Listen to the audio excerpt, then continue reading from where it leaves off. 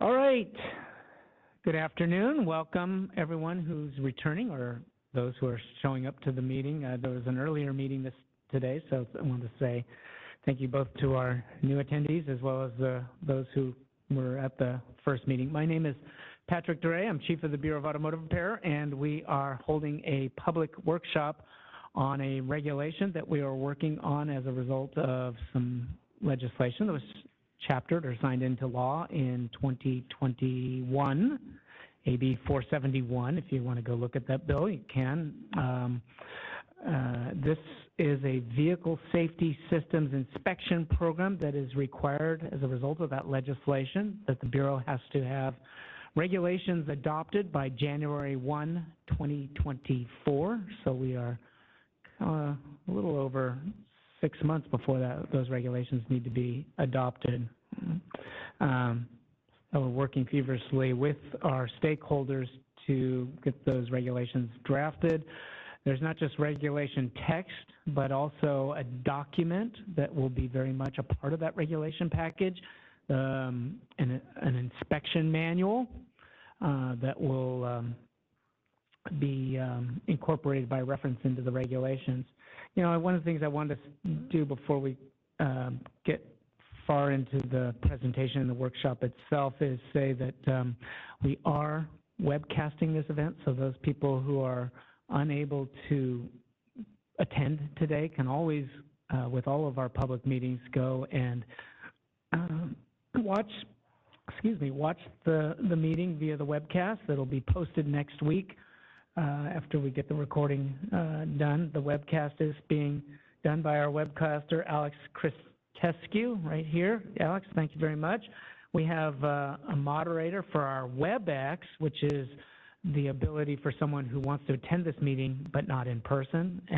That is available to us, and we have two moderators, David Bowie, and a co-moderator, Zach Richardson, sitting in the room behind Alex there against the wall. So thank you to all of those individuals for giving us the ability to reach as many of our stakeholders as possible. I'm going to turn it over to Matthew Gibson, who will give us a brief presentation. I don't know how brief, but brief enough to allow for a sufficient amount of time for discussion and comment from our participants and attendees today. One thing I did want to mention is we know that this is going to impact current lamp and brake licensees. That would be lamp and brake adjuster stations as well as lamp and brake adjuster technicians or adjusters, excuse me. I just call them technicians, but yes, the correct term is lamp and brake adjusters. The individuals who perform the inspection and certify that the vehicle is compliant with lamp and lighting standards as well as brake standards. This program is supposed to replace those two programs, combining them into one, and then add additional features of the automobile to provide a more comprehensive safety systems inspection of the vehicle.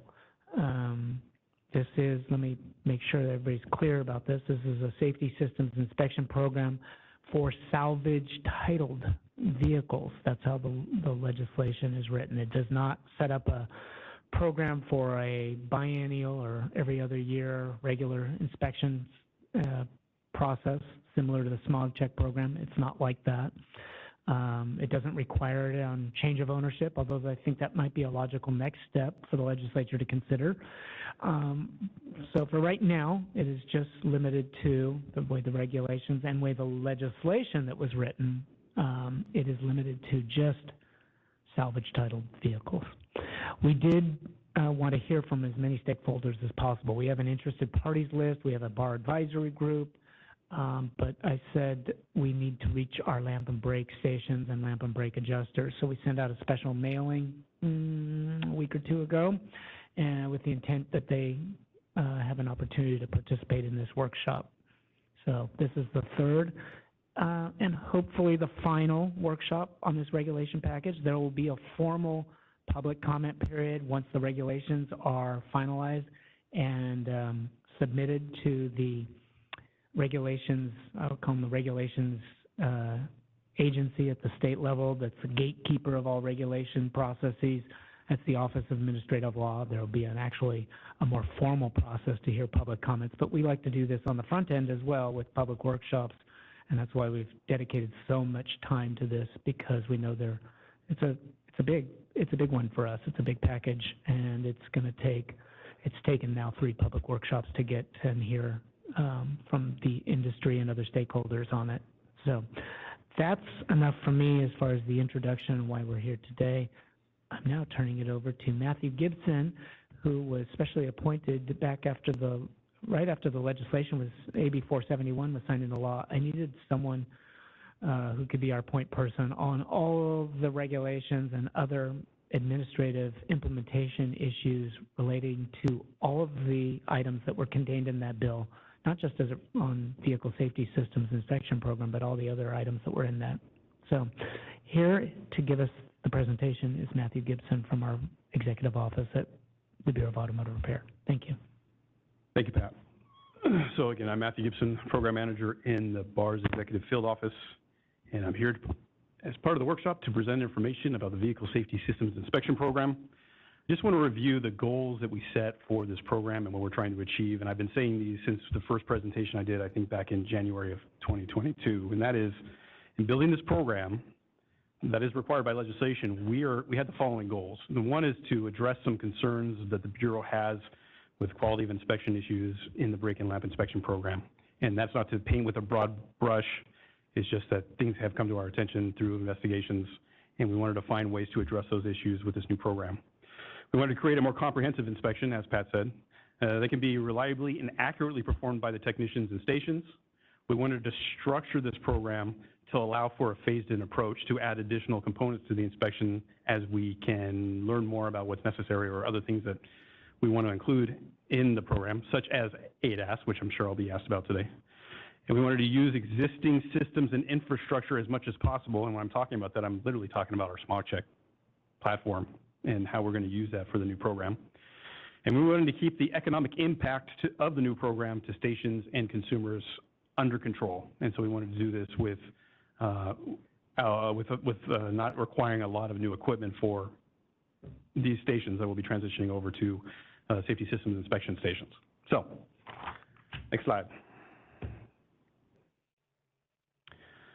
So, the proposed regulation text summary. So, it creates a new article 2.5 in the California Code of Regulations for the Vehicle Safety System Inspection Program. Proposed regulation text includes the incorporation of the Vehicle Safety System Inspection Manual, licensing requirements for safety system stations, licensing requirements for safety systems technicians, sunsetting of the lamp and brake inspection program. Next slide. The Vehicle Safety System Inspection Manual will set the inspection requirements and failure criteria for each system or area of the vehicle that's going to be required to be inspected. This consists of the following 9, well, they're chapters, but areas. Fundamentally, the first chapter is about information on the technician access and vehicle identification. But the first chapter related to the inspection criteria is the lighting system inspection, which is consistent with our current lamp inspection. Passenger compartment inspection is another area of required under the vehicle safety system inspection, and that's going to consist of the mirrors, the windshield, rear window, windshield wipers, seats, seat belts, the SRS warning light, and the visual inspection of the airbags. Next slide. Tires and wheels. We'll be looking at the tires, the rims. We'll be looking for the TPS warning light and looking at temporary spare tires if they are equipped at the time the vehicle is brought into the station. We'll have a brake system inspection, again, which is pretty much consistent with our current brake inspection, but with the addition of inspecting for the ABS warning light.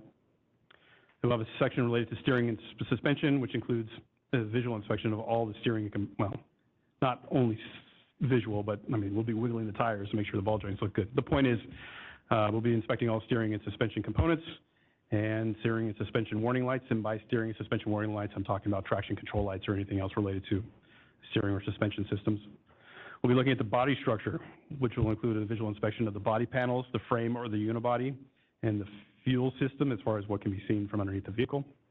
And we'll have a road test, which includes not only the stopping test, which is part of the brake inspection, but also we'll make sure the horn works, and we'll make sure the dashboard warning lights don't come on while you're driving the car, and that you can actually control the car while you are driving it. Next slide. Oh, maybe you already, no? I didn't say equipment requirements? Oh, and we'll have equipment requirements too. It's in the manual. But again, the equipment requirements are in line with existing lamp and brake stations with the addition of the, well, what's now called the BAR OIS for communication to the vehicle and communication with the vehicle information database. In addition to the inspection items listed in the manual, the safety inspection will include a scan of the vehicle's identifying information, a scan of the information related to the vehicle safety system. Although we were hoping to get that in place prior to the initial implementation, it looks like it's more complicated than we had anticipated, and so it'll be phased in after implementation. To determine any open safety recalls, a determination of any open safety recalls, we'll get that information from Carfax. As a matter of fact, that happens all on its own automatically when you input information into the inspection system. And then a vehicle that fails to communicate when scanned or has an unrepaired safety recall will fail the safety system inspection, with one caveat: if there is an open recall for which there is no remedy, the vehicle will pass, meaning I can't hold, if there's no, we're not going to hold the vehicle from getting registered if there's no way to repair whatever the recall condition is. Next slide. So, vehicle safety system station requirements. So, stations are required to have the safety inspection system, which includes the computer with a currently supported version of Microsoft's Windows operating system, a barcode scanner or printer, BAR certified data acquisition device, biometric device, web camera, which is actually, again, future implementation, although it's been required because we also require it for smog check and part of the manual as far as incorporating that piece of equipment. I don't think we haven't come up with a determination of how it's going to be used exactly yet, so it's future implementation. And also you have to have an internet connection. Next slide. Other requirements are similar to existing lamp and brake stations, and prior to licensure, applicants will be subject to an initial inspection by BAR field staff to verify they possess the required equipment and employ at least one licensed safety system technician. Next slide. So on technician requirements, to obtain a license as a vehicle safety system technician, you must possess a ASC certification in steering suspension, brakes, and electrical and electronic systems. You have to pass a licensing examination. And this new license, is going to be a 2-year license and will not require re-examination for renewal. This is different from our current lamp and brake licenses in that it's 2 years instead of 4. But additionally, when you have to renew your lamp and brake licenses, as I'm sure the people behind me know, you have to take the exams again. And this is going to do away with that. Obviously, you have to have the ASC certifications have to be current for renewal. Next slide. So, lamp and brake sunset. So 6 months after the adoption of the Vehicle Safety Systems Inspection Program, the following statutes and associated programs and regulations become inoperative. So I just laid out the articles that are what consist of our current lamp and brake inspection program, our adjusting program. And that's Article 5, Article 6, and Article 8 of Chapter 20.3 of the Business Prevention Code. Next slide. Oh, one thing about that slide, not that you need to go back, I'm going to cover that's as the legislation is currently drafted, and we'll talk about that when I get to the last slide because I need to cover some different implementation scenarios and how things might play out when we start transitioning from the current brake and lamp into the new safety systems. So, transitioning lamp and brake adjusters, stations and adjusters. So, as currently drafted, the regulations would allow a currently licensed lamp and brake adjusting station with licenses in good standing, and by good standing I mean that the license is current and active, it's not on probation, and does not have pending disciplinary action, which is in this case that they have been served with an accusation. They're going to be allowed to forego the application fee to become a licensed vehicle safety systems inspection station. A currently licensed lamp and brake adjuster with licenses in good standing, and again the term good standing applies the same to both the station and the technician, will be allowed to forego the application fee to become a licensed vehicle safety systems technician. They're going to be allowed to forego the ASC requirement initially if they don't have the ASCs, but when they go to renew the license in 2 years, they will be required to have the ASCs at that point. And there won't be an initial licensing examination for somebody who's transitioning over that meets these requirements. There is one other requirement in the regulations, and we can discuss it if people have questions about it, but first off, you have to have both licenses, lamp and brake. You can't have just one or the other. And you have to have had both of those licenses for 18 months prior to the implementation of the program to take advantage of this transitioning, the specialized licensing process that will allow you to transition to the new program.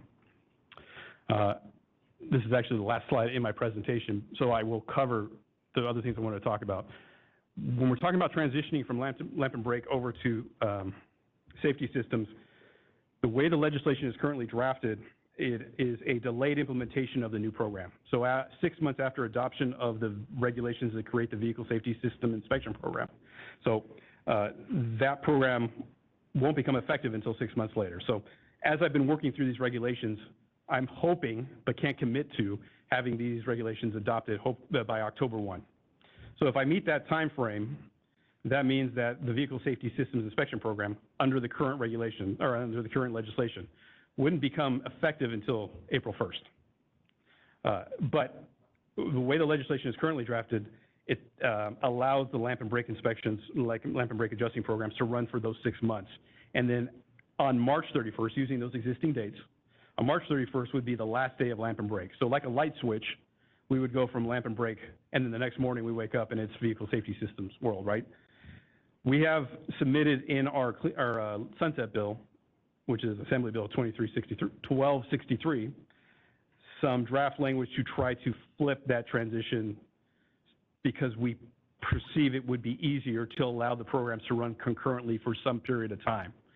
So if those amendments are, well, if they become law, right, they become accepted, what we would end up doing is there wouldn't be a 6-month delayed implementation. What the regulations have to be adopted by January 1st, but we wouldn't start the program before January 1st of 2024 anyway.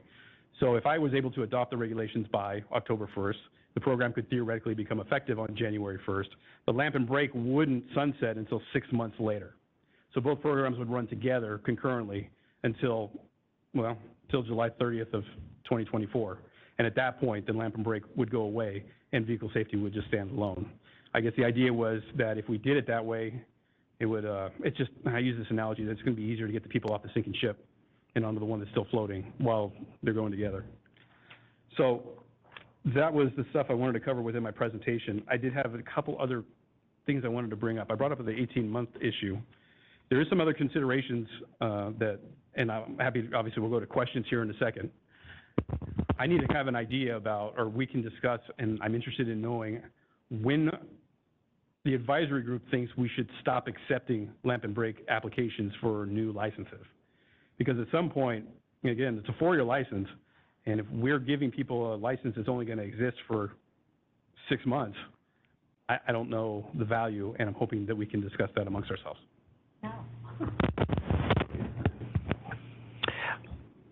Very well done.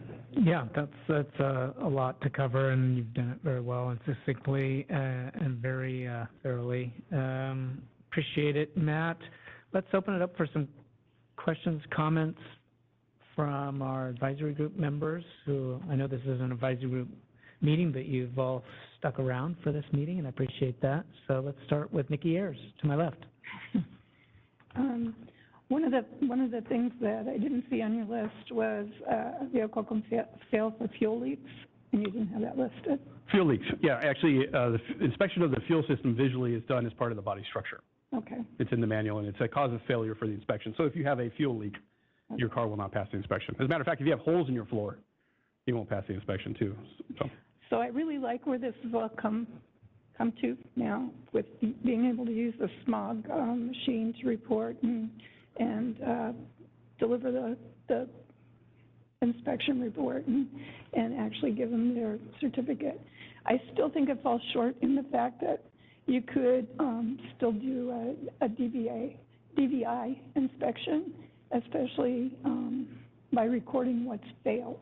So a customer can't come back and say, you could take a picture and record the picture of this is what failed and this is why it failed. And at least it's recorded. And I think that should be a part of the inspection process. So there's no question why the technician failed the vehicle for whatever reason. And I think this is a prime time to do that. I think you made that comment before, I remember it. I will. And I'm going to keep harping on that because I think it's time. I would say that nothing obviously is preventing anybody from taking the pictures. We did not write that into the regulations as they're currently drafted. I will say that the way that the system is set up, the bar safety inspection system, is an exception. I've said this because I don't know if anybody other than people in state service understand exception reporting system, but the idea that the system is going to, through drop-down menus, require the technician to explain what part failed, where it was located, and either select from the pre-formatted drop-down menu of why it failed or have to enter in a text box why it failed. So that information is going to get transitioned over to the vehicle safety report, the VSR. That I can say that that's going to exist, but you're right, I haven't. But I think a picture tells 1,000 words, and it might be faster and more accurate. So, talk to Clay. Thanks. Thank you for your comment. Okay, sorry. Mr. Gallo. Yeah, one thing that I'm not sure if it's in the system, but are there any safeguards in place where, we have it happen all the time where you go inspection shopping. You fail at one location, and so you go, okay, let's go down the street to this other guy. It looks like maybe if I slip him a few extra bucks, he's going to pass me. And, is there any way to put that in the system to where once the VIN and everything is entered, that's it? I don't know that so here's what I have in place. What I would say is that, so in Smog Check, right, if your vehicle fails and you take it to another station, the system will alert the technician log in that the vehicle just failed somewhere else. This is going to have that as well, but it's not going to say why it failed. I felt like giving that much information to another technician down the road would just kind of cause them to only want to look at that one area when, if they're signing off on the fact that the safety systems meet the requirements, they really should look at all of them. In addition to that, keep in mind that we're going into the VID with all the data. Yeah. And so I know that I will be able to see certain things that I can't see in lamp and brake right now because it's a paper process, and we don't know what happens to our certs after we sell them. So I will be able to see cars going from station to station, and I will see cars that pass very short period of time after they failed at another station. It will be obvious to us. So I'm going to be ending up with targeting information that didn't exist before. Okay. The other thing, just for the sake of the group that's here now, because we discussed it a little bit this morning, I think it's good to know that even though the old brake and lamp program is going to sunset, there will still be the ability for shops with the new system. They'll do the brake and lamp, but it'll be part of the systems inspection for brake or lamp when they're having to certify a vehicle. So if we run the systems concurrently, like we were suggesting and trying to achieve through Assembly Bill 1263, lamp and brake is going to stay paper. It won't be in the safety inspection system. The only thing that will be in the safety inspection system is the vehicle safety systems inspection. They would still, if a station had taken advantage of the transition and now has a brake, a lamp, and also a vehicle safety system station license, they would be doing the safety inspections on the bar safety inspection system. But if they were actually issuing brake and lamps, they would be doing those on paper because we didn't build brake and lamp into the new system.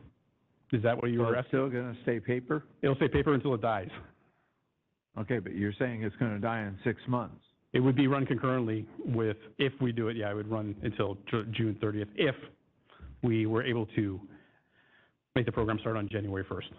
So that when it dies, then you are going paperless for, absolutely. Yeah. For the brake inspection and the light inspection. Well, yeah, but there's only going to be, at the talking about a clearing of a citation. Are you talking about clearing of a citation? For brake and I apologize, lamp. and thank you for getting that clear. Yeah, because we came up with the advisory group meeting. Yeah, I remember him asking that.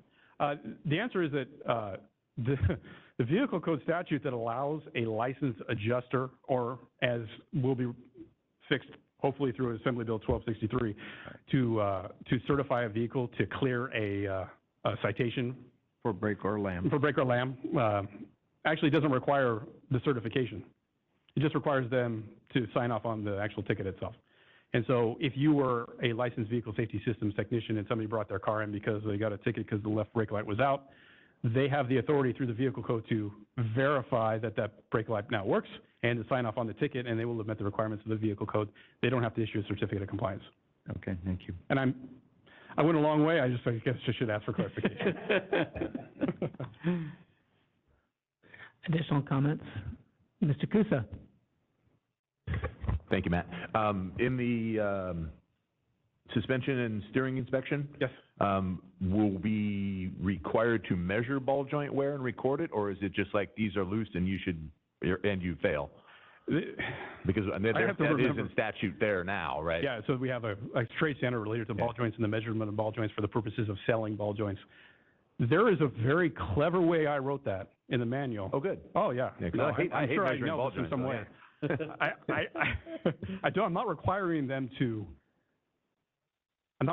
measure them Okay. as part of the inspection, but I am requiring them to notice a problem with them that would cause the vehicle to fail. And then at the point that they're selling them, they will have to measure them to sell them in accordance with our accepted trade standards. Okay. And then you asked about the, new brake and lamp licensing now. So, Yeah. so once this becomes a regulation and is in effect, if you have had your license, your brake lamp for 18 months, you can skip some of the steps. But if I got it today, I wouldn't be able to skip those steps. So as we have the regulations currently drafted, and that's kind of the reason I was going through the processes of explaining these two different scenarios that are very real and we don't know exactly which one plays out. Mm-hmm. The reality is that that 18 months, I can't say if it started. Yeah, if you got it right now, you wouldn't be able to transition over. Right. Okay. Yeah. But I don't know if that started in July 1 of 2022 or if it started later on, like Gotcha. December of 2022, based on when the program becomes effective. Okay. Yeah, I mean, I suppose my answer would be, clarity that, you're applying today and, great, we're going to go through the process, but understand there's a new program coming that you will be part of, and there's going to be some hoops you got to jump through then, too. And then just, because I don't want to tell somebody don't do it now, right? Yeah. In the hopes that they'll do it again later. I guess the thing was that we're trying to, if I was able to get the regulations adopted, and again, it's a hypothetical. Anyway, if we were going to have them adopted on October 1st, is that a good cutoff to stop saying, hey, maybe you shouldn't be filling out a license, an application to become a vehicle safety systems, a brake and lamp adjuster. Brake and lamp, yeah. Yeah, because at that point we're, at the most, depending on which program or which time frames apply, you'd only have that license for 8 months. And so, it's not even just those licenses. It extends into when should we stop selling lamp and brake certs. Yeah. As a matter of fact, I was already asked, should we order more? And I'm like, I don't think you're going to order more because we have every month a supply of however many lamp and brake books. And we don't see a need to, because we have however many months that should take us to the end of the lamp and brake inspection program. Lamp and brake adjusting program, either way. Yeah, got it. And then, so lastly, just on this explanation, it sounds like a good, thorough, complete inspection is going to be a couple hours? So I don't know. Yeah. I would say okay, so the inspection and the way that the system is built, and I think I've said this before here too, but it's made so that the technician controls how they inspect the car. The largest parts of the inspection are still going to be the brakes, still going to be the lights.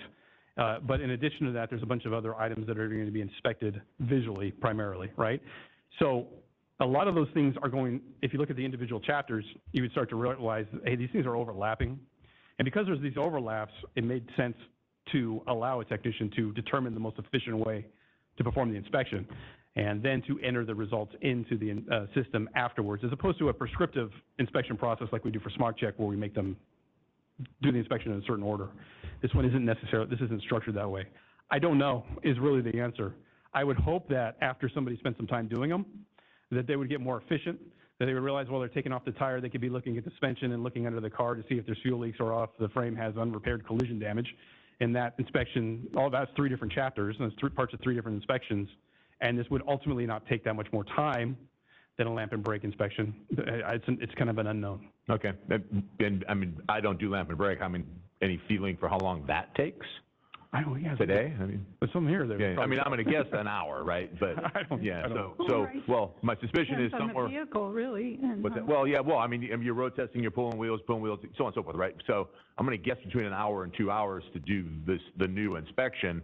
So my concern becomes from the consumer's point of view, and obviously the market's going to set the rate. I know BAR's not setting pricing here, but, you know, Bay Area rates, this is going to be a $250 to $400 inspection if shops charge regular normal rates for it. So is there a mechanism for a consumer assistance program?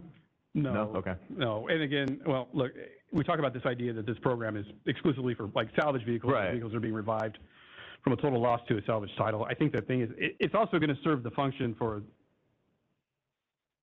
there's other requirements within the California Code of Regulations for ambulances or private, like, emergency vehicles.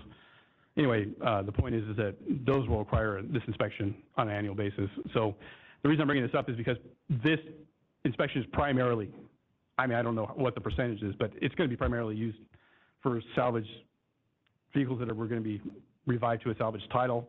It's going to be used right now exactly as the same as the lamp and brake is. As a matter of fact, in the vehicle code, we're just swapping out one section for the other. And so, and I'm going through this to say, I don't know if we, I don't think we're going to have consumer assistance. We haven't set up a consumer assistance program. Okay.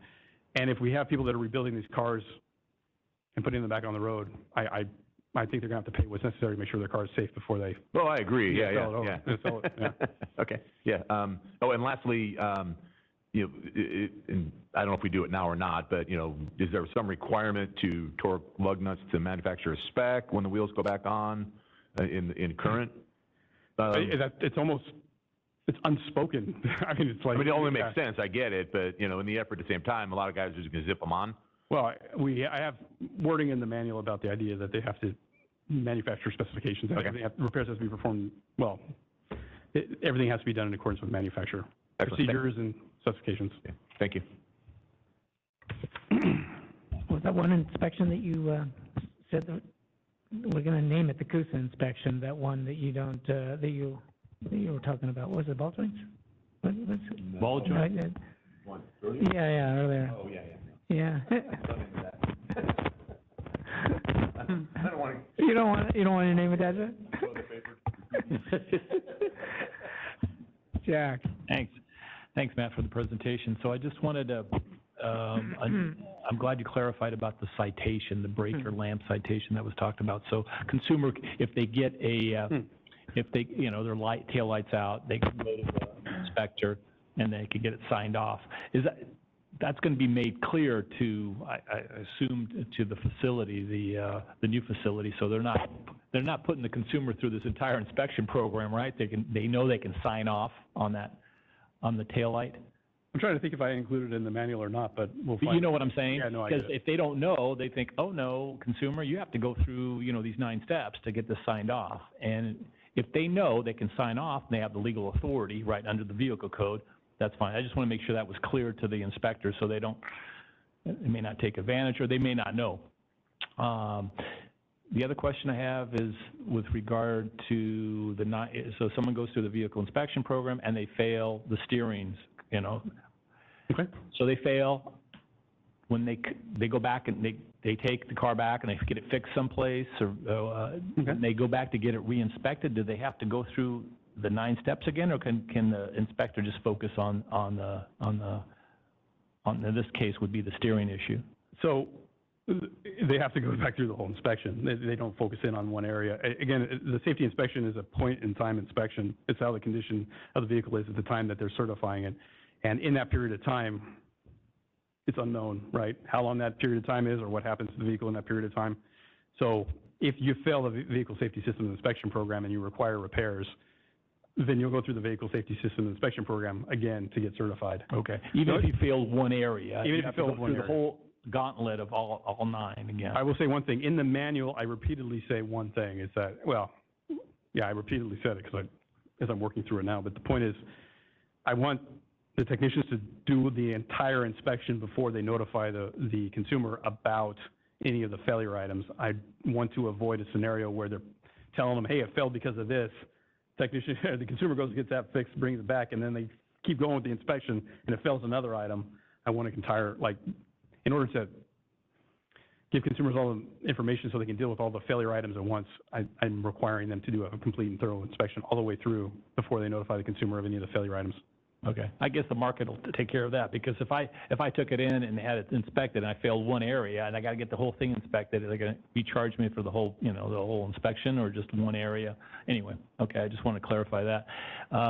You mentioned you're not at ADAS level yet, so when they do check with the DAD equipment and a lane sensor, sensor is out or something is not working, the car still passes. Right now, well, first of all, so related to ADAS, what we're working to do, right, is, and I've said this in our prior workshops, is the idea that we don't know what we don't know related to ADAS, and we wanted to gather data so that we can kind of educate ourselves and the system about what we can expect from certain types of vehicles, right? So what systems does this car have? And then from there, we could start working to include ADAS scans as part of the inspection. Right now, I don't think the DAD will see it, what you just mentioned. I don't think it's going to see it. Okay. I think it's going to see what Smog Check sees, but it's not going to see parts of the vehicle that are not part of what is the modules that are inspected as part of Smog Check. But at some point, when we start working with providers of that can get us that information based on VIN identification and seeing what we're pulling out of the vehicles to see how we can match it up, that's where we'll start as far as getting or moving ourselves into inspecting ADAS systems. And then from there, when we do implement ADAS, and that's its future, right? So this would be a phased-in approach. I imagine it would be a scan first before there's actually some sort of an inspection. And a scenario where you're talking about that one of the systems has a malfunction, or if one of the ADAS systems has been turned off, because I guess ADAS systems have this, you can turn them off, especially dealerships. No, that's not fair. I would say sometimes if they're difficult to repair, they might get turned off. So the point is, I would imagine that our inspection would make sure that all the equipped ADAS systems are there and functioning, and there's no malfunctions. Well, so if the car comes in and the check engine light's on, will it pass? Absolutely. It will pass. It will pass this. I mean, again, this is just safety, and a vehicle being revived to a salvage title, it's going to have a Smog Check inspection, and it's not going to pass that. Okay. You mentioned the brake and land, you wanted some input as to whether someone should take the exam. If hypothetically the brake and lamp exam, if this thing passed in October, right? Because they have, 7 months in your hypothetical, right? Is it worth it? I mean, if I'm someone who's going to, this program's coming down and I'm going to have to pay to take the brake and lamp, and it's only good for 7 months, as long as I know that, I may choose not to wait before I get into the program, right? So I think full disclosure is important. So whether, you know what I'm saying, I would think let the ARD decide, say, hey, this is what's happening. We're changing the program. You're only going to be licensed for 7 months, and then because based on your scenario, you have to take another exam, right? Okay, so let the ARD decide. Say, hey, they have that choice. So anyway, that was my feedback there. Thank you. And then finally, the intent of this program was to really put the cost, you were talking about the cost, the inspection, the hour and 2 hours, on the rebuilder, right? That, and they can build it into their cost in the vehicle, not necessarily on the consumer, right? I mean, so I guess the way the system works now, I guess if you're a used car dealer, and you're a rebuilder, you're going to have to make sure it's a revived salvage title before you sell it. I'm assuming that's what you got to do now. But if you're just a private individual that's rebuilding vehicles, I guess in theory you can sell the vehicle, right? Sell to someone else, and then that consumer then would have to go get an inspection. And if they failed, they don't really have any recourse other than calling you or trying to find, the other private party, right? Do I have that understanding correct? That is a reality. It exists for Smog Check too. I mean, people are selling cars, there's total loss on Craigslist, and somebody finds it to be a good deal and decides to purchase one, and it requires this inspection, and it fails. They could find themselves in a situation that, I don't know if consumers know that. I mean, when they're buying a car from a private party, it could be a salvage vehicle, and they end up knowing, oh, I got to go get it revived. Now I got to go get an inspection. It may not pass, and they may end up. I would think there would be some way to kind of educate consumers to letting them know. I don't know if there's a way to do that because they can end up having to pay. They may get a lemon. They won't be able to get it passed. Well, you'd hope at some point. You just have to throw enough money at it, right? Okay. Well, thank you very much. I'm just thinking that, I agree that perhaps education of the motoring public related to the fact that perhaps you should not buy a car that's been total loss would be good. I don't know if it's us or if it would be DMV, but something on the website or some sort of information would probably be a good thing. Just a thought. Okay. Thank you very much, Matt. Thank you. Thank you. Mr. Gallo, well, let's go to someone new, and then we'll circle back. Mr. Webb. A couple questions or comments. First of all, do you know how many salvage titles are issued every year? I don't know how many, but I can tell you how many lamp and brake certs get issued every year, and it's about 230,000. Okay. Well, we say 20. It used to be 250,000 lamp and brake certs were issued every year, and then it's been dropping off, and now it was 230 over the last couple of years. Didn't think it was that high. That's a lot than I thought. Okay. My next No, it's fine. next question. This is kind of like a Jack style question. Oh. So Jack brings his car in to get inspected, and I do the road test, and I decide that there's some vibration or something. So we're putting a lot of it sounds like this program puts a lot of discretionary decision making on the technician, right? So the technician says, hey, there's some vibration in this thing. Yeah, this isn't safe. You fail. So what would the process be if that that person doesn't agree with that the result of that test? Okay. It's kind of two things. The first one is that in smog check world, if there's a dispute between the consumer and the smog shop, there's a referee as an option. Yeah. Referee program is not built into this program. What we do have is consumer complaints. And the other thing I would tell you is that, and I will get back to the complaint process in a second, is that I think I went out of my way to be very clever in how I wrote the road test to nail that down as much as possible. Okay. Yeah, that makes sense. sense. I think I didn't really, although it's going to be up to the person driving it, I mean, nobody's sitting in the bar's not sitting in the passenger seat. Hopefully I wrote it in such a way that it's defensible and it would be obvious. So at the point that a consumer complaint was filed because they think their car should have passed when a station failed it, and the bar rep gets in the car and, I shouldn't have said that. We take it to another shop and somebody else drives it and feels that it's not safe, and we have a determination that in fact it doesn't meet the requirements in the manual, then we can work with the station to try to resolve the matter. Sure, that makes sense. All right. Thank you. Gallo, Mr. Gallo. Yeah, just to follow up on what Jack was saying, because we're basically, to his point, we're relying on the rebuilder of that salvage vehicle to do the inspection to make sure that it's right before they put it up for sale. But there's no caveat other than there's no warranty, as is, where is, it's a salvage vehicle, sign here, give me your money, goodbye. And then the thing doesn't pass. And the consumer doesn't realize that it wasn't their responsibility to make sure that it was going to pass before they bought it.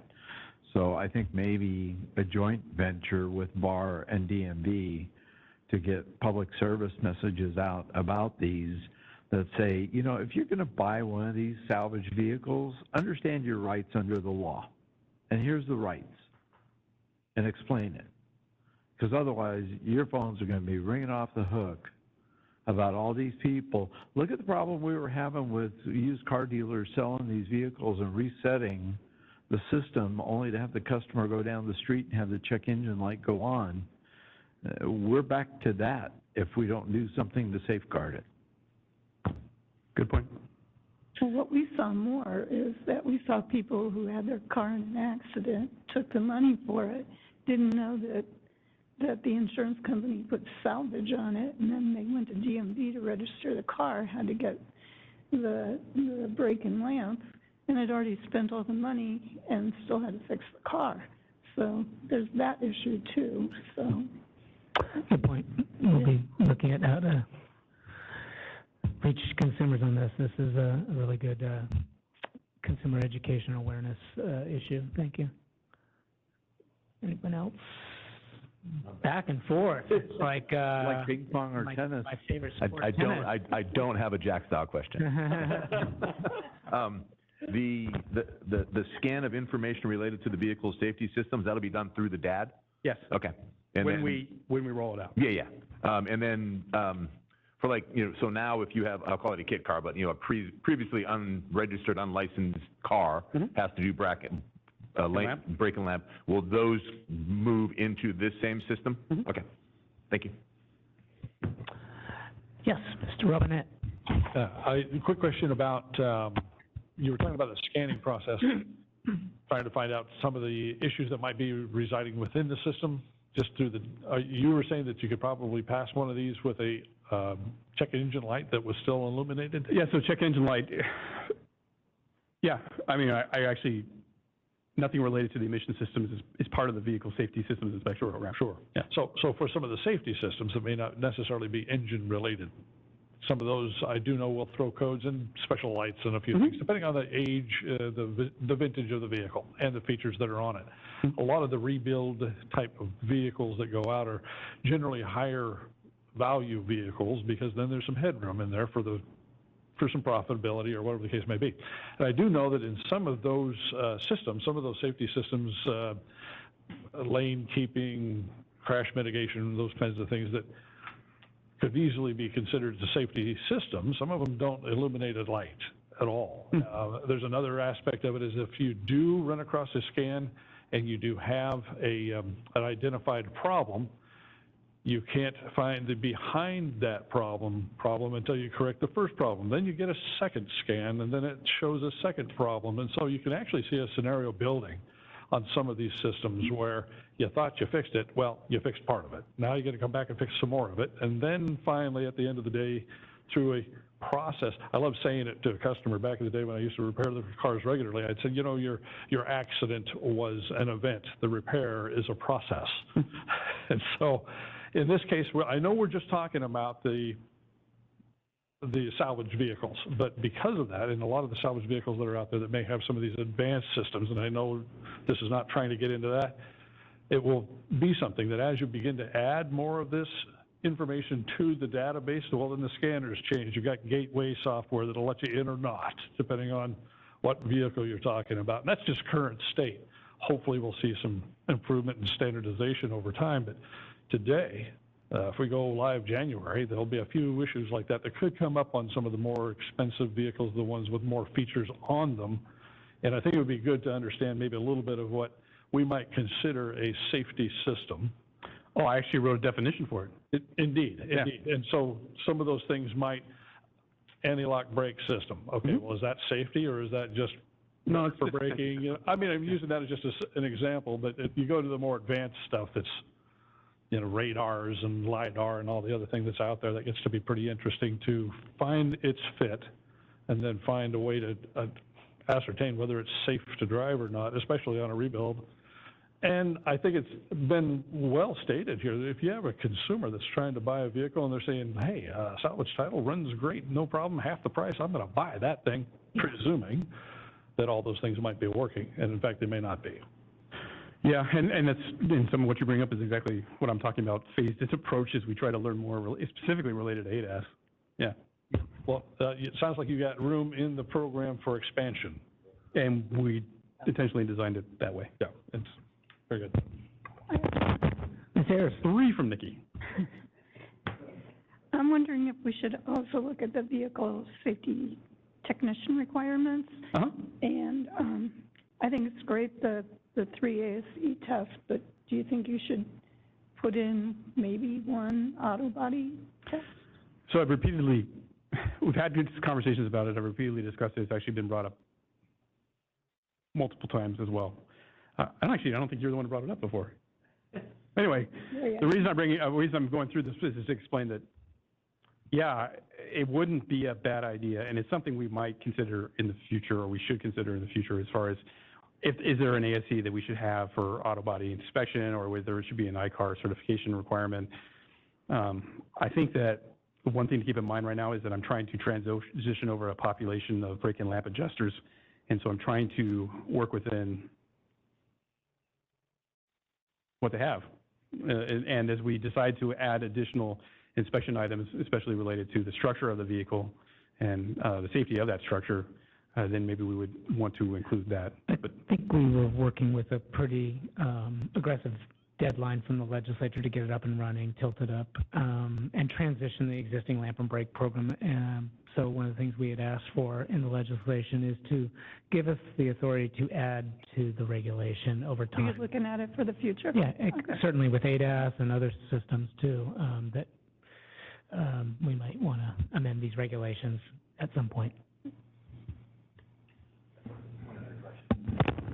Yes, Matthew.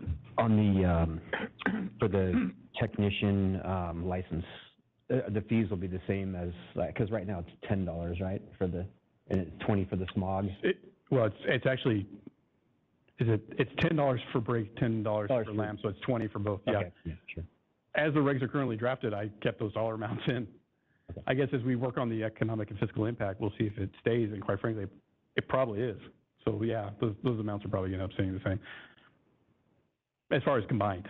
Sure. Yeah. The certificate's going to still stay at $3.50? Well, it's $350 for the lamp, $350 for the brake, so $7. At least that's how we have it right now. Again, we have to work on the economic and fiscal impact and see if it stays the same.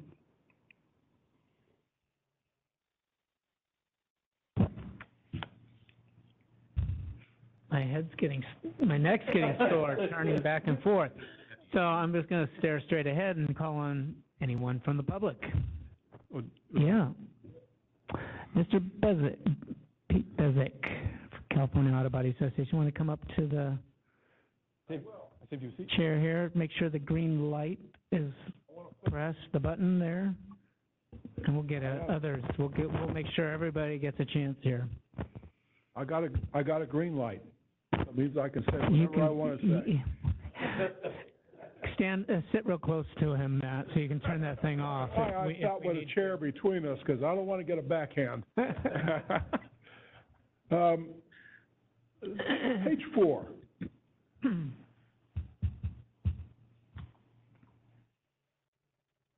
I want to make sure everybody understands that what we're talking about is rebuilt, salvaged, total loss vehicles. The simple brake and light, I really not real interested in, but I am interested deeply in the total loss salvage vehicles, because this is where the consumers and everybody else on the road is at risk because of what the rebuilder does with a total loss vehicle. Now, Matt, I understand you have some more material, and I haven't reviewed that, so I don't know what you have in your requirements, all your requirements. But so what I want to do is kind of tell you what you should have in your requirements. But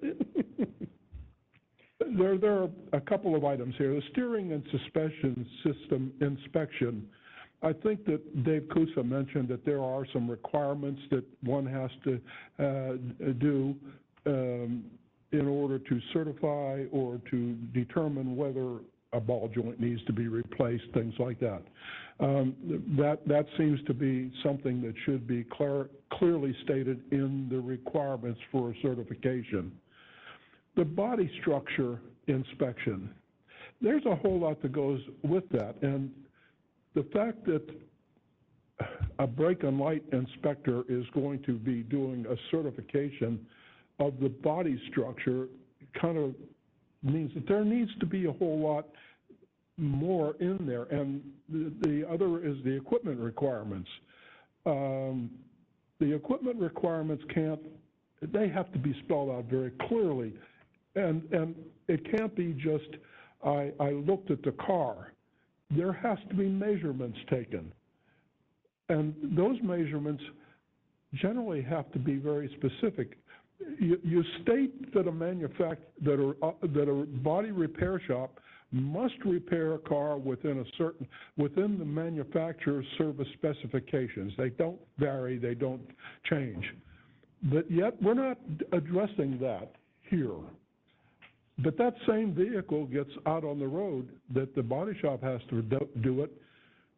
That rebuilder doesn't. And that vehicle was determined to be a total loss, non-repairable vehicle by the insurance company and the licensed auto body shop who is accountable to repair cars in that manner.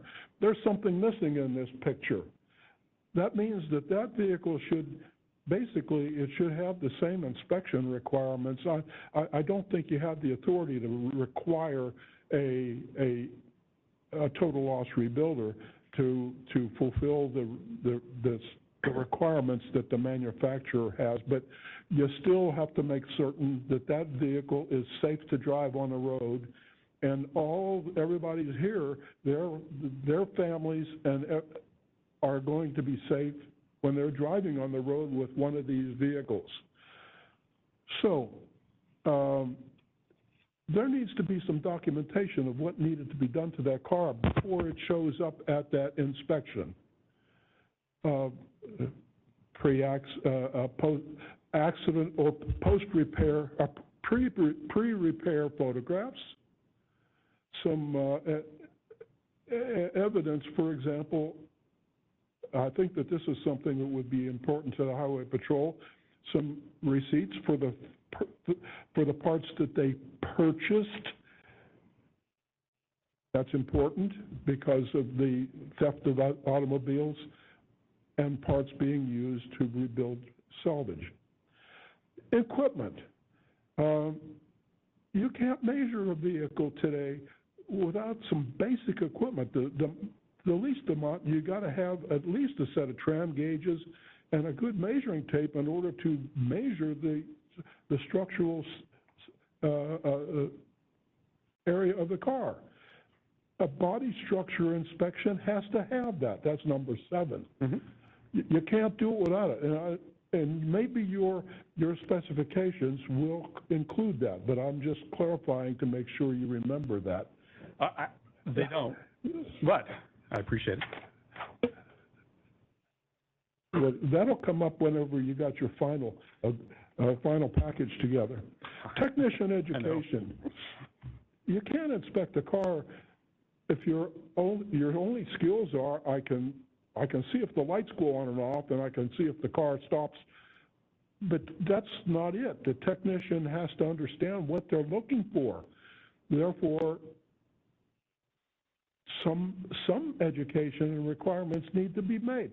In other words, I-CAR courses teach people and technicians there's got to be some basic tests that they have to pass in order to be able to physically inspect this vehicle.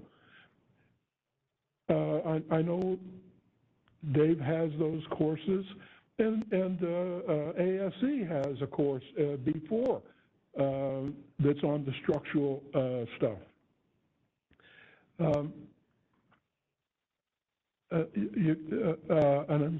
don't know if I mentioned this, but an inexpensive tram gauge set, chassis reference manuals. The equipment requirements, you stated earlier that the equipment requirements are minimal, but they can't be to do this and to do it correctly.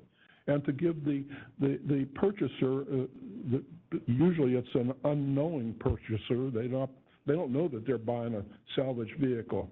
But how are you going to test to see if all of the cameras in the bumper are working correctly? How are you going to test to see if the windshield scanners are correct? If you don't have the proper scanning equipment, many of those manufacturers, car manufacturers, have to have specific scanning equipment. But we're saying we don't need equipment, but you do. You can't do it. Anyway, I don't think you can inspect the underneath of the vehicle without a lift. You're not going to crawl around on a creeper underneath the car. I agree with that. But you're not doing, I don't do that either. I don't do that. I bought a lift. But the point being is that you can't do this and do it right and be certain that that person is going to give that consumer, or that consumer who's going to end up with that vehicle from that rebuilder is going to have a vehicle that's going to be a problem. I think that you asked a question about how many salvage certificates. 200. Well, it's an estimate. 230,000 per year.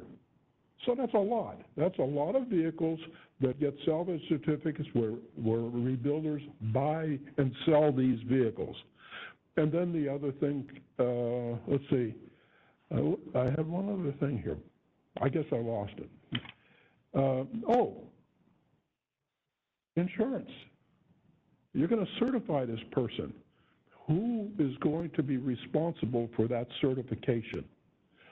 Who's going to be responsible if that certifier doesn't catch all the things and that vehicle then gets involved in an accident and kills someone or injures them?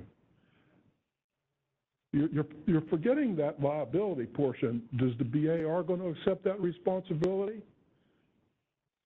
The state of California? I don't think so. Well, I would say that technicians will be held to the requirements within the Safety Systems Inspection Manual. So that's what they're being held to. But you're not, are you stating that in order to be certified to do that, you have to have a certain level of insurance to protect yourself and to protect everybody else, or the BAR? Oh, this has to do with the bonding issue? Is that what you're asking? Whether they need to be bonded? To what level? Oh. I'm just, you may be covering all this stuff, but I'm trying to make sure that everybody understands the breadth of this thing. It's not simple, like you can just look at the car and say, okay, I looked at the body structure and the doors open and close. I drove it down the street and it doesn't pull to one side. You can't do that anymore. Those days are gone. So,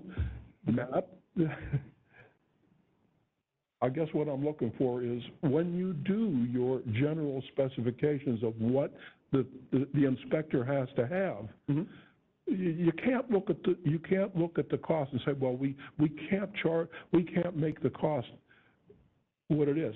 Yes, you can, because you're not interested in what the insurance company does. You're not interested in what the salvage disposal, the salvage pool does. You're interested in one thing, and that is what the rebuilder has done to the vehicle and what the consumer is going to end up with. That's what you have to be interested in. And this cost, as I think Jack mentioned that earlier, this cost has to be borne by the rebuilder. This is the guy that's buying that car, and he's going to sell it to the general public. If I don't know how many hours it's going to take and how much equipment, but whatever the heck it is, it's got to be done correctly. That's what your charge is. That's what 471 said. It doesn't give you any other limitations. That's it. So, with that, I will get off the stage.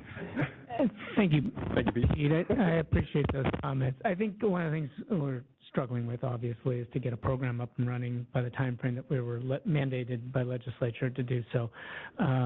Is it going to be perfect on day one? No, it's designed to be better than it is today and more comprehensive than it is today. And I think by what we've done is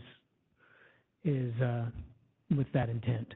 But this isn't the end point. This allows for growth and additional maturation of the program based on observations, findings of the Bureau or the industry or others.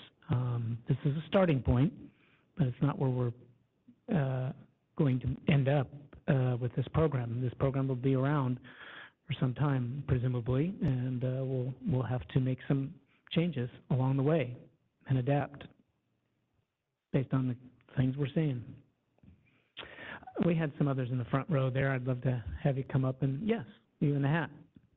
Please introduce yourself. I think we heard, I got the name of the station, but for the benefit of all, maybe introduce your name and your organization or shop. My name's Johnny Trujillo. I'm with Smog Check Unlimited in Modesto. Smog Check Unlimited in Modesto. in Modesto. Great. Perfect introduction. I'm coming up, mine is real minor. It's regarding the licensing of new brake and lamp technicians, how they're not going to be grandfathered in.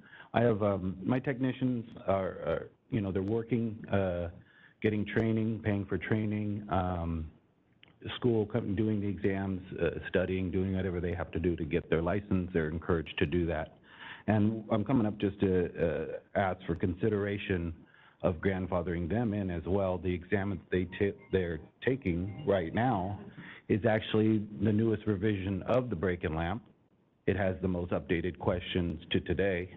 I've had my brake and lamp for years now, and the last time I took the test was 3 years ago, and I would assume that my technicians who have taken it earlier or sooner, within the last couple of months, they probably have a more up-to-date understanding than even I do, because they've taken everything currently.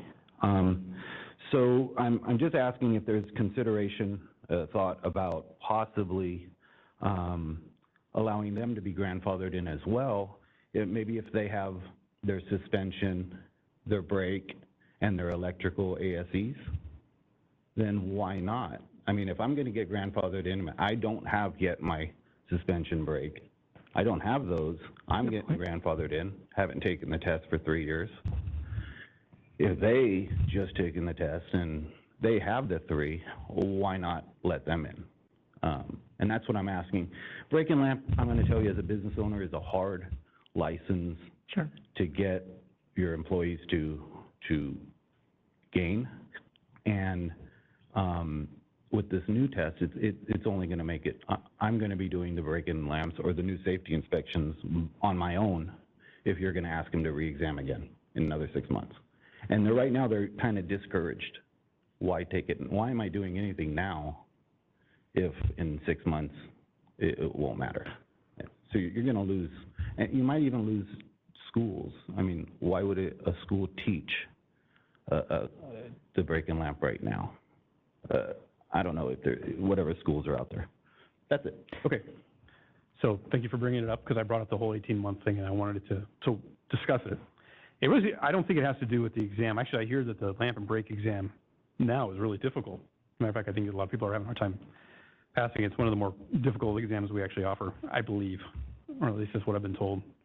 But it has more to do with the time. So first off, lamp and brake licenses are 4-year licenses, right? And so in the process of trying to determine who we could transition over, we were trying to avoid a scenario where there's a mad rush at the door for people who could go get licenses to then transition over. I mean, that's one scenario. But the reality, that isn't even really the primary issue. It had to do with the idea that these people have licenses long enough for us to determine we don't have a problem with the inspections that are being performed. I'm going to put it that way. So I'm going to give somebody a free and clear license. We're not making you pay for it. We're not making you take an exam for it. Here you go. You can't be on probation, right? So that we already know that. You can't have an accusation filed with you. But if you got a brand new license, I don't know how you're doing as far as their inspections. And so we wanted to have people who had licenses long enough to perform inspections to determine if we had a problem. And if we have a problem, then we needed time to do an investigation and to generate an investigative report that's sent to the AG's office, and then for them to generate an accusation and get it served. And that would be the type of person we wouldn't want to transition over. 18 months may not be the appropriate time. Maybe it should be something other than 18 months. I don't know, maybe it should be longer, or maybe it should be less. 18 months is what I settled on because it seems like we should be able to make that determination about somebody with a license within 18 months. Like if I have a problem with somebody who's not doing thorough inspections or is fraudulently issuing lamp and brake certs, I should be able to have an accusation served on them within 18 months.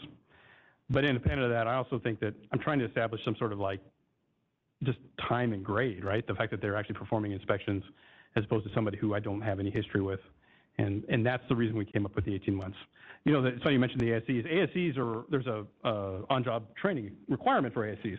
You have to have 2 years of on-the-job training to be able to take ASEs or to become certified, or you have to have 1 year of on-the-job training with a 2-year degree. And so using that also as a guideline, I came up with 18 months from that as well. So there's different ways I came up with the 18 months. The actual recommendation came out from attorneys I was working with at the time we were drafting the regulations, and that's kind of where it ended up. But do you have another time frame in mind? I think maybe you set a date and then everybody after that. Because I've got a technician over there that took it last month, and it was a waste. Or it'll be good for 9 more months. He didn't know. No, I mean, he didn't come to any of these meetings, so. And he's working hard to get his suspension, his brake, and electrical anyways, because he's a good technician. So, I mean, I'm just asking for consideration of, if it does affect the young. It was one of the harder provisions for us to work on, and we're not settled on it by no means. So that's why we wanted to have this workshop to get feedback on it, and I appreciate that comment. Okay. Yeah. Thank you so much, Mr. Trillo. Other commenters in the, I'll get to you, John, in just a second. Bud Rice? Get a few more from the audience there. Great to see you. Good to see you. Yeah, just real quick. I was just doing some fast math, and Jerry and I were kind of having some fun this afternoon as we were listening, and somebody said it was 230,000 of these that might occur in a given year. And if you were to divide that out, it's around 19,000 a month if you could do that. And if there's like 34,000 ARDs, they're not all brake and lamp, but let's just assume that they were. That means everyone's going to do 0.7 of a month, something like that, which is not what happens, right? And what you'll find is that, you know, if you want to sell boats, open up a shop next to the lake. That's what you do, right? And then you're going to sell boats. Well, you're going to find that a lot of these things are happening around specific hubs of people that are doing this kind of work. If you're away from the hub, you're going to do a lot less, right? You're going to do a lot less. So from a business perspective, if you're trying to figure out, is this something that, it sounds pretty good, sounds interesting, maybe I'd like to get involved in something like this, you got to play it out a little bit. If this was an attempt, and I heard some of the comments earlier, if this was an attempt to begin to expand what this could be into the future, and if this was a opening salvo into a true safety inspection program for vehicles that are on the street, now you've introduced more vehicles and more possibilities for more shops to be able to participate. So I just wanted to say that. Thank you. Okay. Thank you for the comment. Yeah. Mr. Gallo, and then Ms. Ayers. Just kind of following up on Mr. Trejo's comments, because, we're looking at 18 months, and to his technician that just got his license, okay, it's unfair to him to all of a sudden now be having to do a new one. What if you created like a rolling calendar based on the last ones, the oldest dates that you have come up first for renewal under the new program, and the newest dates are pushed down the road? Because then you can gradually transition everybody into the new program. Those that just got the license aren't penalized because all of a sudden the program has a hard stop, and then you get flooded with a bunch of people that, frankly, they just went through all this testing. And if you kick that can down the road a little ways, now you can transition the longest inspectors into the program first, and then the newest further down the road. Okay, so I want to paraphrase what I think, or how I would do what you just said. Basically, I'm thinking what you're saying is, instead of 18 months, and it doesn't necessarily have to be 18 months, but if we had a period of time, it wouldn't be upon the effective date of the new program, but perhaps on the sunsetting of the old program. Right, and when they got their license, or when it was renewed. Because then you've got a rolling calendar. You don't have this hard stop. And you can transition these people into the program as their licenses are coming up, instead of a hard stop saying 18 months and that's it, or 12 months and that's it. Would there be some period of time for which they wouldn't be licensed to do anything? And I only say that because, let's just say that period of No, time. because it's all part of the transition. Okay. I mean, let me do this for the sake of time. I'll lay out what I'm thinking. I'll send it to you and the chief and the rest of the advisory, and you guys can kind of look at it. But I think it makes a whole lot of sense, because I think of when we went to some of the smog check programs, and all of a sudden you guys are inundated with all of the new licenses for all these new facilities under the new smog check program. You guys are buried for months. The shops are all mad because they're waiting to get registered. Okay, if we do it this way with a rolling calendar, it gets the oldest licenses up to bat first, takes the newest licenses and pushes it down the road. Okay. I look forward to seeing what you want to send us. That'd be great. Nikki? Thank you. Yeah, I just wondered, are you going to, I guess following up to that, are you going to have to re-inspect all these stations all at the same time? So we'll have to make a decision on that. I will tell you that, so our website says there's like 1,577 lamp and brake stations in the state of California. The reality is it's actually more like less than 800. The reason our website says that is because we count each of those licenses individually. And of those 800 or less than 800, 667 are smog check stations. So if you're a smog check station that also is lamp and brake station right now, and you have all that equipment that's required for both of those programs, you would have all the required equipment, and we could then prioritize who has to have initial inspection based on that. So if you already have all that equipment, you would probably be deprioritized versus somebody who was just coming up. Okay, I just wondered. My other comment is, and I agree about the insurance, and I said something about that a long time ago, and I'm still wondering, and I think, Jack, you should chime in on that. I still have a concern about the insurance and the inspection, so. To Jack? Yeah. The comment came up, but Pete raised it. Nikki's raised it again, and we've raised this before. Whether the inspection facility should have some bonded or insured to some amount, right? Because if a vehicle gets inspected and they miss it, they screw up, they're negligent, right? And then something happens to the car and someone gets seriously hurt or killed, and that facility goes belly up, right? What recourse does that consumer or, have after that? So that was the concept. The idea was, let's protect the consumer and require some minimum, liability requirements. So that was the concept. And I know we've talked about this. I don't think it's in the manual. No, the idea was raised, Nikki, before and prior workshops or in discussion. So that's the concept. I think the response was, well, we don't require insurance now on ARDs. Why should we do it with the inspectors?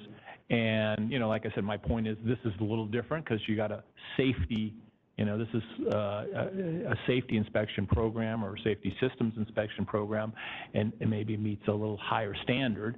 I know that other industries, contractors and so forth, that they are required to be bonded, and there are certain requirements. So anyway, that was something we've proposed, but well, I think one of the things we did, thank you for the comments all the way around on this issue, and one of the things we did because of the concerns raised by one or more of you is, I think we initially had called it a we changed the name of the program, and everybody said, time out. We don't want to put our name on the line for deeming a car safe.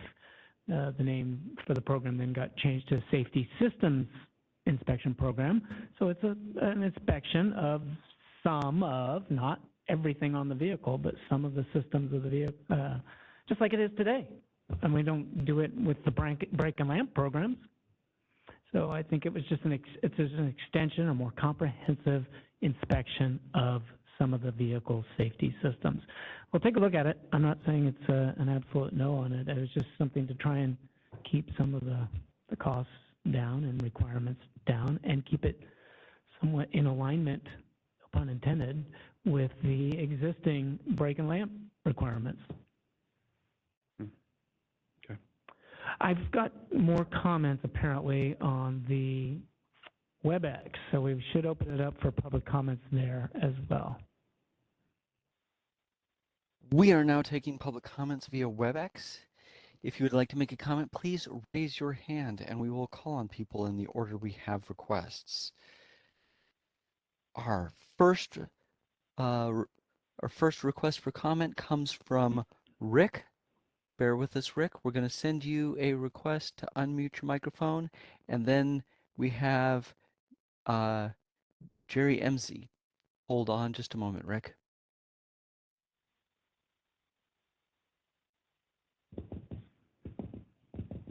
Live? Yes, you are live. Go ahead, please. Good afternoon, Matt and Pat. How are you? Hello? This is Rick Johnson, California Auto Body Association. That Rick Johnson. Yes, Oh, sir. hey, Rick. How are you? Good. I've been kind of taking all this in like a sponge this afternoon and kind of looking at both aspects of where we've been and where we're going. For years, we've been rebuilding salvage with a simplicity of light, brake, and smog, correct? That's all there's ever been to it, correct? Yep, correct. Okay. And you're taking a program that exists and you're trying to expand it without tipping the thing upside down. And in an ultimate world, we would accomplish all these things that we'd all like to do, but I think Jack's favorite saying is, Rick, you got to eat the elephant one bite at a time. So I think, I'm assuming, Matt, I've got a 45-page printout called Vehicle Safety Systems Inspection Manual, and this is what you're going to give to the shops to go by. Is that correct? That'll be what's incorporated by reference into the regulations. That's the inspection criteria and standards. Okay. It's 45. I thought it was, anyway, yes. Well, I had to put paper back in the printer, so the last page is 45. Anyway, let's try some real common sense, simple additions that I think might it will definitely protect the consumer, but it won't bankrupt the facility and it won't slow up your implementation of this program. Okay. First off, I'm going to ask a question. You obviously don't have the authority to write into this program that the rebuilder would have to pay for this. Is that correct? No. Rebuilders, yeah, they're not licensed. I mean, yeah. I don't know how I would control for that.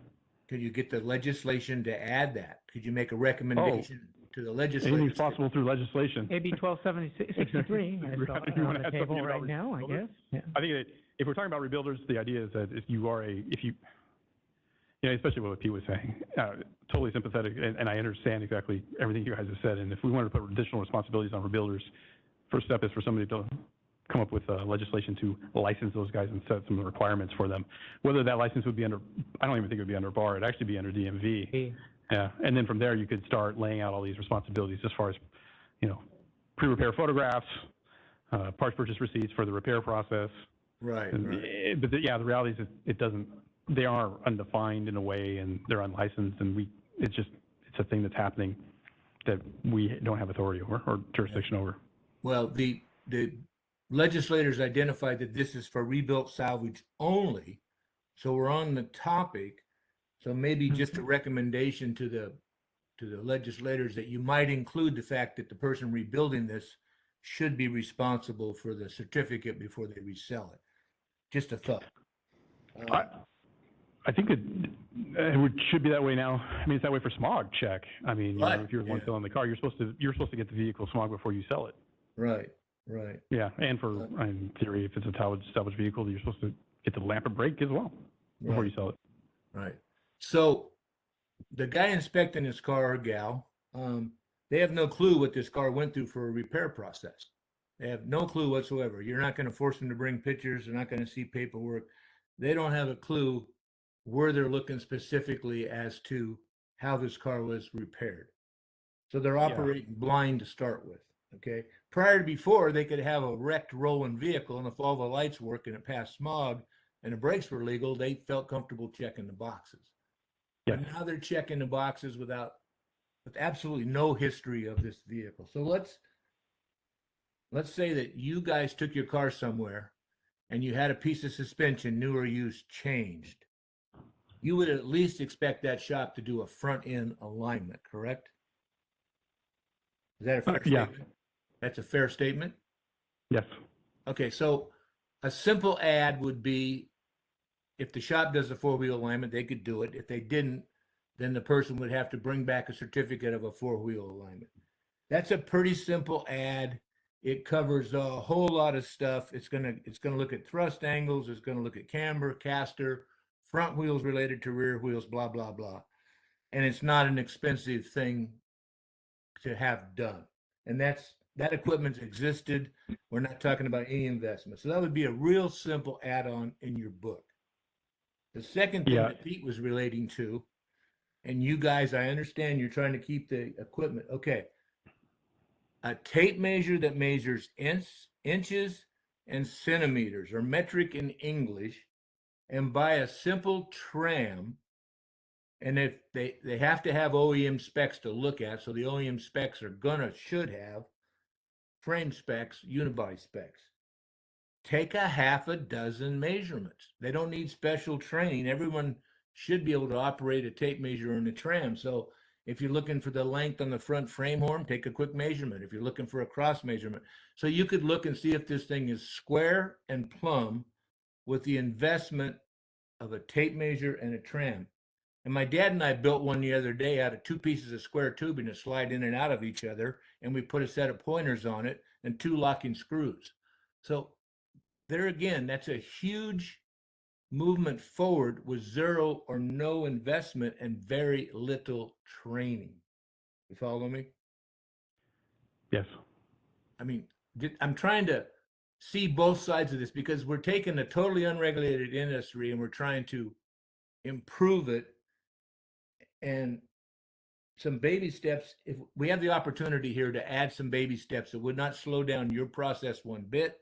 It would not bankrupt the shop in any kind of an investment. And it would be a much better vehicle inspection for the consumer.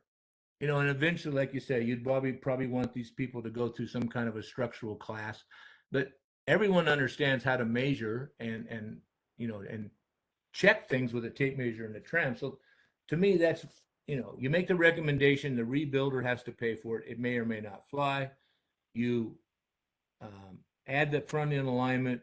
The minimum equipment would be a way to measure and check some frame specs, a tram and a tape measure.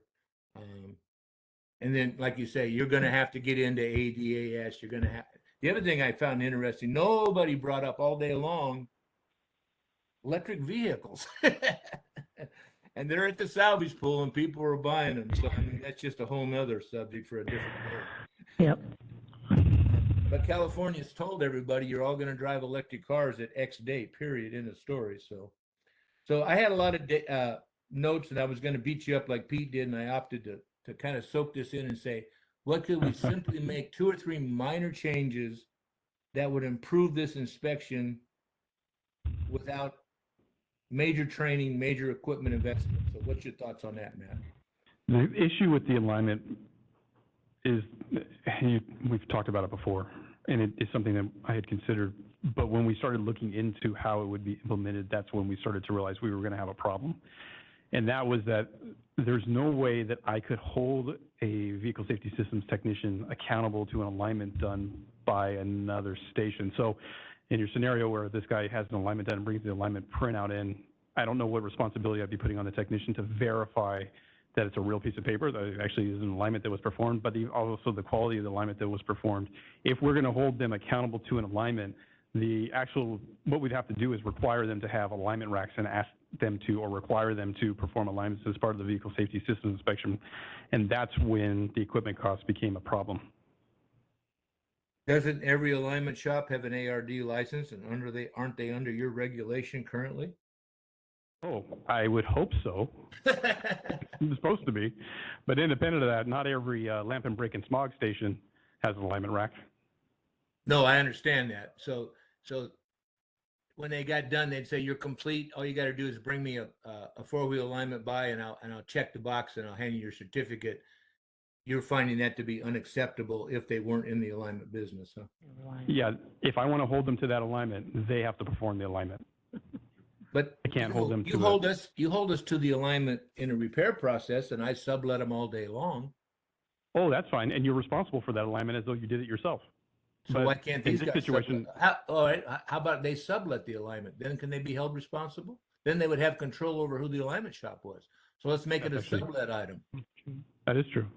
Except for, well, yes, that's true. I mean, there's a precedent related to subletting of smog repairs, or that might be problematic, but yeah, I mean, yes, it's true. I mean, yeah, because we do it all day long. We use the alignment shop down the street and we sublet it, and you're going to hold me accountable. So I'm going to pick a guy that's, credible. So let's consider making that a sublet item. The Okay. law's already in play, right? Well, that was a good way to get there. Something for us to talk about. Well, I'm trying to work with you, not against you, my friend. Well, I appreciate that. That's exactly how I feel. No. How about the measurements? What's your thought process on that? Of the two, that seems the most realistic, only because I know tram gauges aren't that expensive. The problem, and we've talked about tram gauges again in the past, and when we've considered it, we're just trying to think about who we're trying to bring into the program and whether, well, look, I said right off the bat, it's like this inspection needs to be able to be performed accurately and, reliably by technicians. I would hope that they could. I would assume that they could. I just don't know that they could. I don't know if I'm asking something of a population of technicians that they would be able to do reliably or accurately. I guess that's the point. And so that's when we started walking away from the tram gauge issue. Yeah. Well, this person doing this inspection is going to be very similar to our estimator, because they're basically looking for damage, right? That hasn't been corrected. And we're looking for damage that was caused by the accident. They're looking for damage that hasn't been corrected. So basically, it's either going to be a go or a no-go measurement, and so you set the tram with the tape measure, you put it in there's reference holes on the bottom of the car. It either fits the holes or it doesn't. I mean, it is pretty simple and pretty friggin' straightforward. Well, having worked more than one auto body complaint, I completely understand what you're saying, but people who haven't been involved in auto body repair, man, I have a hard time finding the hole, man. But I don't know. I'm just trying to get a little something here. We have an opportunity that's going to slip by us if we're not careful, and I don't think we can blame it on the date or the implementation that we have to get to this so quick and bypass a couple of very simple things that would maybe stop a lot of mistakes or maybe save some consumers for some grief down the road. Good anyway, comments, thank you for Rick. your time. Appreciate it. Thank you, Rick. And thank you. We'll take a look at this again. Additional comments from the public on the WebEx. Moderator? Next, we have Jerry Esme, followed by Brian Strecker. Hold on, Jerry. We're going to send you a request to unmute your microphone.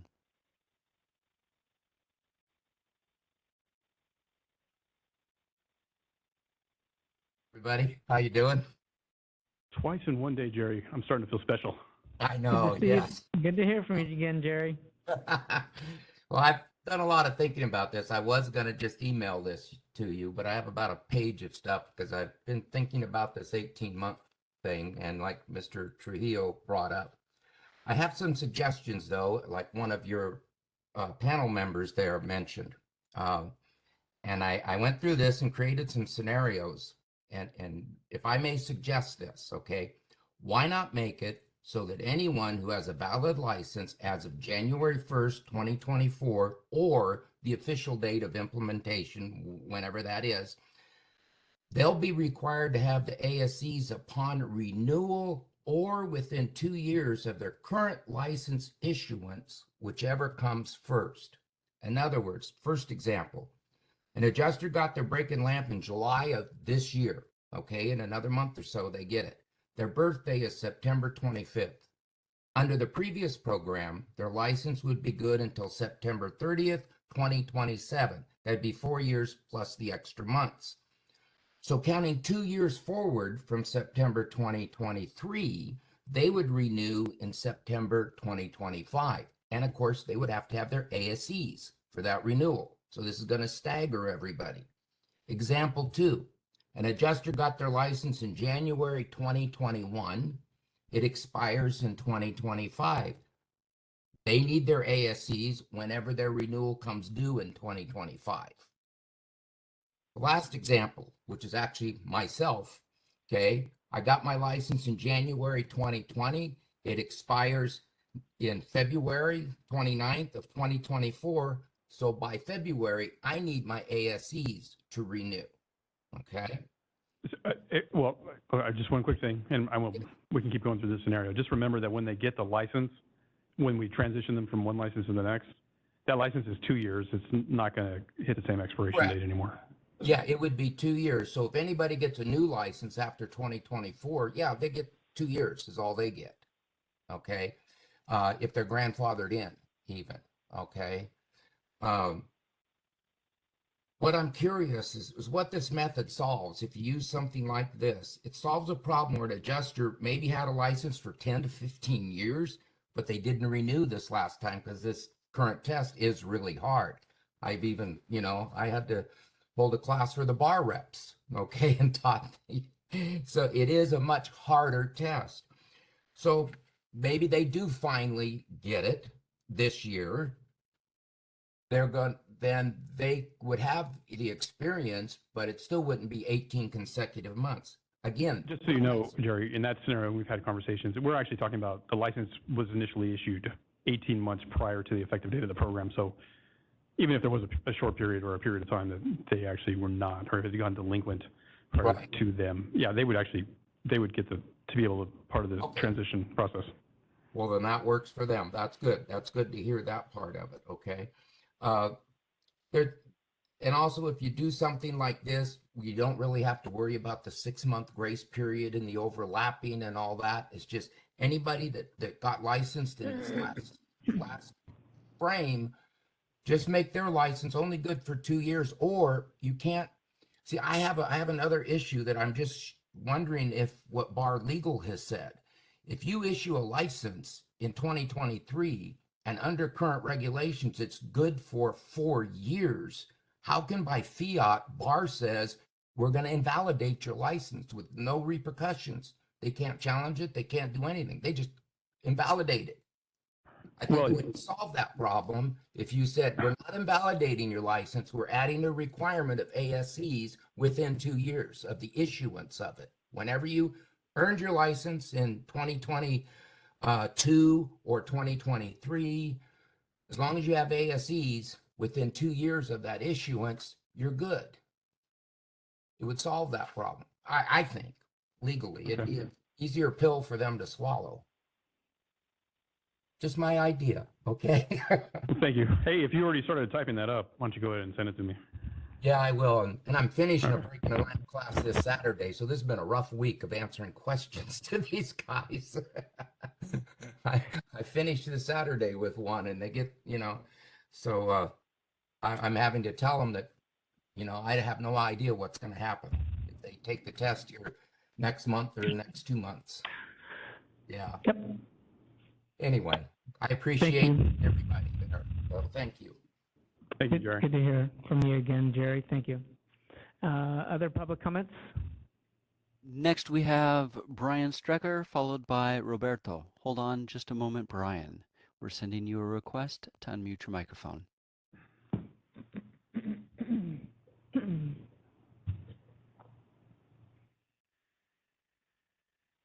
Brian, are you with us?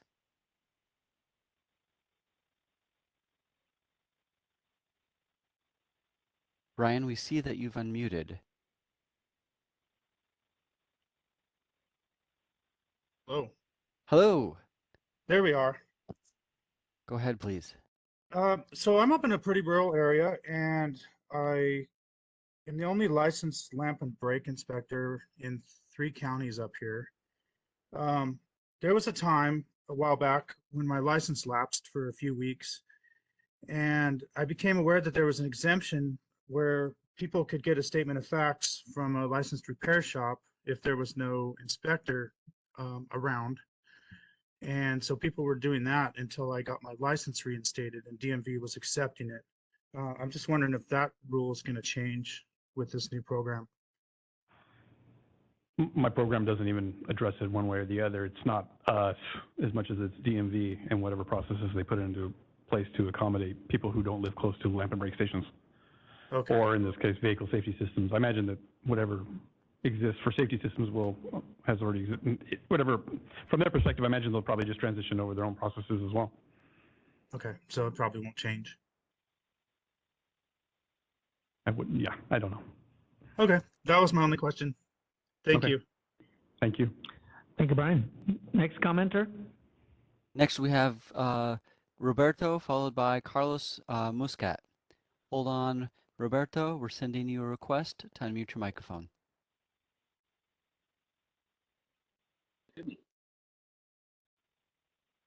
All right. Hello? Yeah, hello. Yeah, can you guys hear me? Yes, go ahead, please. Okay, sure. Okay, okay. Thank you guys for the time. So I'm listening to the presentation, and there's another question. Somebody asked me a question because I do teach the smoke program for the certification for becoming smoke technicians.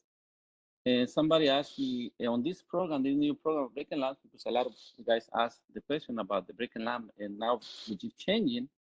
They asking what type of we know is the ASC certifications that we have to have, A4, A5, A6. The question they asking is if there's going to be any alternative training instead of passing the test on the ASCs. But I mean, being on the field for so many years, I mean, I would think the best is to get the ASCs, right? But the people who have the license or they want to get the license, they ask me that question, if there's going to be any alternative training besides the ASCs. So I'm going to say what I think I heard, and then you can let me know if I got it or not. I think what you're asking me is that ASCs are required for the new license type, and you're asking if there's training classes to help somebody pass ASC examinations. Is that correct? Correct, yes. Kind of like that, yeah. All right. I'm sure there are, but they wouldn't be from BAR. Got it, yeah. So it's like somebody offering the program, the training. Yeah, the only thing I was going to also mention is that if you are, again, taking advantage of the transitioning between, if you are in a licensed brake and lamp adjuster, as we were talking about earlier, and you're transitioning over to the new license type, you would be able to forego those ASC requirements when you transition from one license type to the other, as in you don't need it initially. You'll need it upon renewal. Okay. Well, I always have my license on. I mean, I have my license all the time. I keep it active all the time. So, because I'm a master technician so many years, I just keep it going. But that was the only question because some of the guys, they ask, because they have, like on the small program, we have the alternative training for the A6 and A8 and L1. That's the only reason they asked that question. Yeah, I understand. And yeah, there's nothing we're offering related to A4, A5, and A6. Got it, yeah. Thank you very much. Thank you. Thank you very much. Next comment? Next, we have Carlos Muscat. Hold on just a moment. We're sending you a request to unmute your microphone. Muscat. I'm an automotive technician, and my concerns are from an automotive technician standpoint, not from a body shop standpoint. And I know that a lot of vehicles sometimes get totaled, but they haven't had any frame damage. They don't have, they're not in serious accidents. They just don't meet the, the requirements for the insurance companies, and they just total them out completely. My concern is that, are these shops doing the repairs on the vehicles, these vehicle safety shops, brake and lamp? Do they actually repair the vehicles, or are they just inspecting?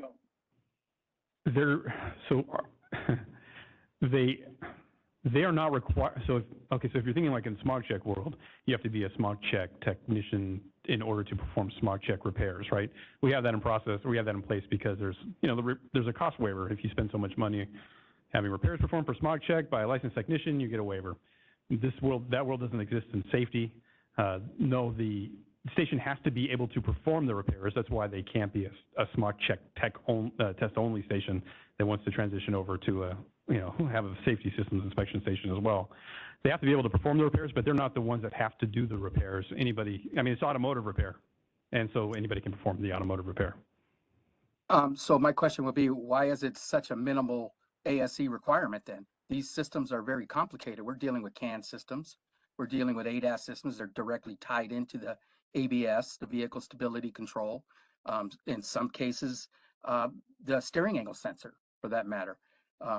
You know, you're using aftermarket scanners. They don't even pick up half of the CAN signals. I'm just curious of how these shops would go about doing this with these high-tech, you know, vehicles that are, you know, coming back in through the salvage system as well. And what are the equipment requirements for these vehicles? You know, what are we supposed to be using? We're supposed to be using, you know, aftermarket.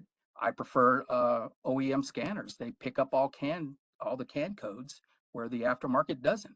So how can we adequately diagnose these vehicles and put them back on the road without a good scan? And is your OIS going to scan every module on that vehicle? No. Well, how do we put it back on the road? Well, so if you're asking if a safety systems inspection station that performs an inspection and finds the vehicle fails for any number of reasons, how are they going to repair the vehicle? Well, they're not required to repair the vehicle. If they feel like they're not capable of repairing the vehicle, they should let the customer know so the customer can take it somewhere else to have it repaired.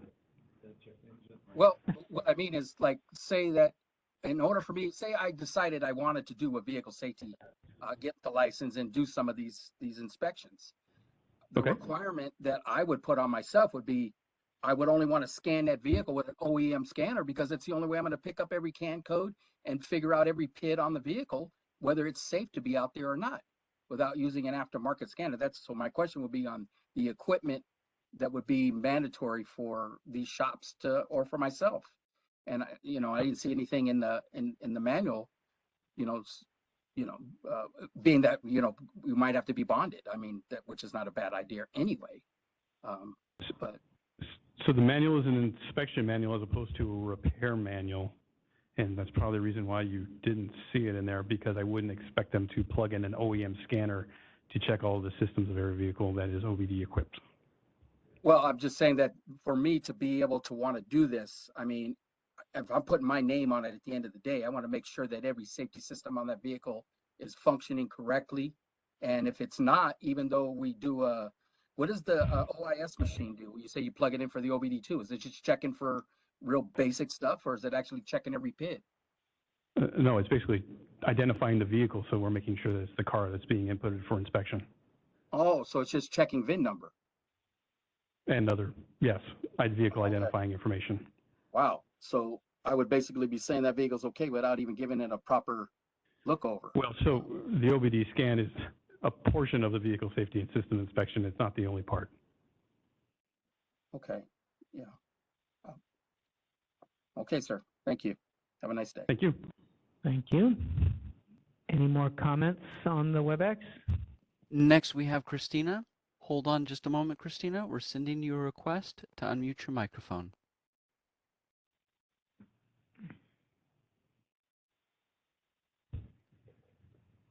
Based on the last comment, I do agree with that. And whoever was talking is rude. Really rude. And I know that for a fact, because we have it hard and we're trying to figure it out. That's what I said earlier. So whoever is talking is literally, you're doing, I know what you're doing. You're doing, you know, whatever, you're doing your job. Let us do our job. Let us do our job. You're literally talking word for word, like based on everything that you want to say on the book. We do things by the book too. So give us a fucking break. That's it. Next comment. There are no other requests for comment at the moment. Matthew Webb is here. I just was meaning on the WebEx. It's not yes. No other WebEx comments then? No other WebEx comments at the Okay. moment. If you run across another, please feel free to interject. Thank you, moderator. Matthew Webb.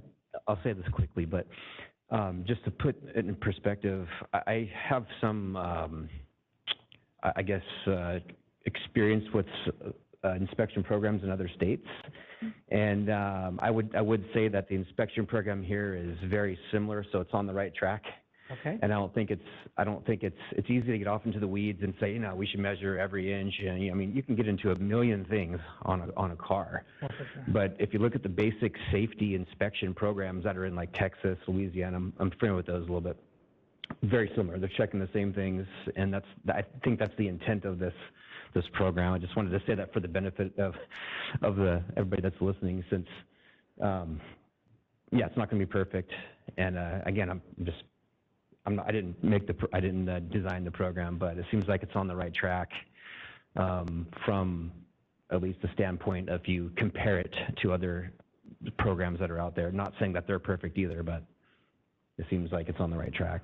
That's one of the things I did forget to mention. I'm so glad you jumped in to say that. And one of the things we do look at is some of the safety programs, safety systems inspection programs that are going on in other states. Many of them are in conjunction with their smog inspection programs. They require those vehicles to be inspected as part of a annual or biennial process. We do not have that program, such a program here in California yet. So I'm glad you said that, because we did look at some of the other safety systems inspection programs in other states, and I completely forgot about that, to make sure that we weren't kind of going above and beyond what other programs were doing elsewhere in the country. Other questions, comments? Mr. Kusa. Thank you once again. So do I understand, Matt, that test-only stations can't do these inspections? No, they can't do the repair? Okay. And then conversely, do you have to be a test and repair smog station to do the inspections? No. Okay. So anybody, as long as you have the equipment, you can do them. Okay. Yeah. And then Any ARD. any ARD, right? Yeah. Yeah. Other than test only. Yeah. Yep. Yeah. So is there anything that, if I'm doing this safety inspection, clearly we're not talking about cooling systems and air conditioning and all that stuff, but in the course of my visual inspection, I see that the radiator is leaking. Is there anything preventing me? I know it's not going to make the car fail, but is anything preventing me from saying, hey, oh, by the way, you passed, but here's some other problems with the car you might want to address, and if you like, we can do that for you? Nothing would prevent you from doing that, no. Excellent. Thank you. Chief DeRay, this is the moderator. Would you accept another comment from WebEx? Absolutely. Rick, we're going to send you a request to unmute your microphone. Anybody but Rick? What? Might have to be the same Rick. Yeah, it's the same. It is the same Rick. I knew it was the same Rick. I wouldn't have said that if I didn't know that. I had a lot of faith that it was the same Rick. Hi, Rick. Good You were to hear from praying. You were again. praying it wasn't the same Rick. I know. All right. Minor clarification. There's other states doing safety inspections. I understand that, and we all get that. Is there any other state inspecting rebuilt salvage? That's the difference. That's a good point. Good distinction. Nothing you're aware of? I'm not sure. No, I just think that, and Dave actually just said it, and he's right. I think that most states that actually have this safety inspection program are doing it on a regular basis, whether it's annual or biannual. Right. So, or feel free to chime in. No, I believe in some states there is an additional checklist required on a branded title, on a salvage title. Okay. Okay, good. Okay. Yeah, because there's a difference between a running, driving car that may or may not have been in an accident and a rebuilt piece of salvage that just came from a salvage store. I'm glad you raised the point. Thank you. Thank you, gentlemen. Appreciate it. Thank you. Anyone else for the good of the order?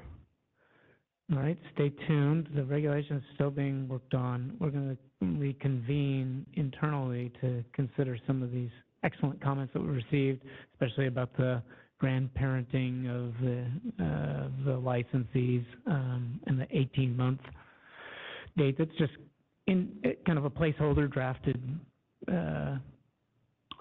Well, yeah, I brought it up that I wanted to discuss. Yeah, we wanted to and discuss, we did. We wanted to get feedback, and we did. We knew we'd get feedback, so it was good. And it really piqued everybody's interest, and I'm glad for that.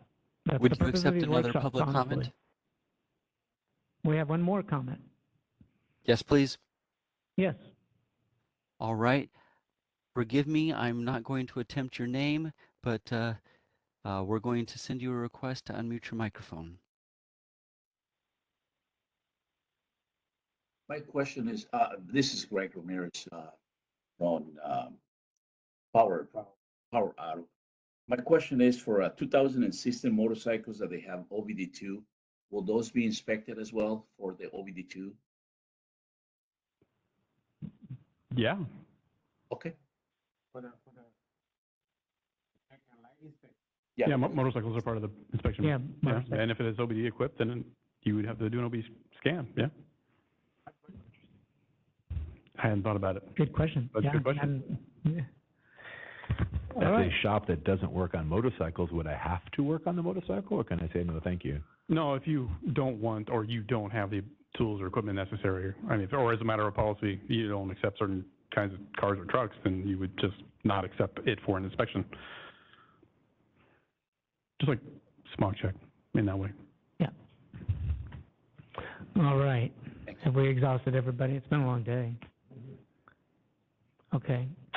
I think we'll adjourn. I'm sorry for running over, but we want to make sure we heard from everyone, and I think we did. It's 3:58 p.m., Thursday, April 27th, and we'll adjourn our public workshop today. Thank you very much, all of you who attended either in person or via the WebEx. Stay tuned. There will be a recording for this in about a week on the webcast.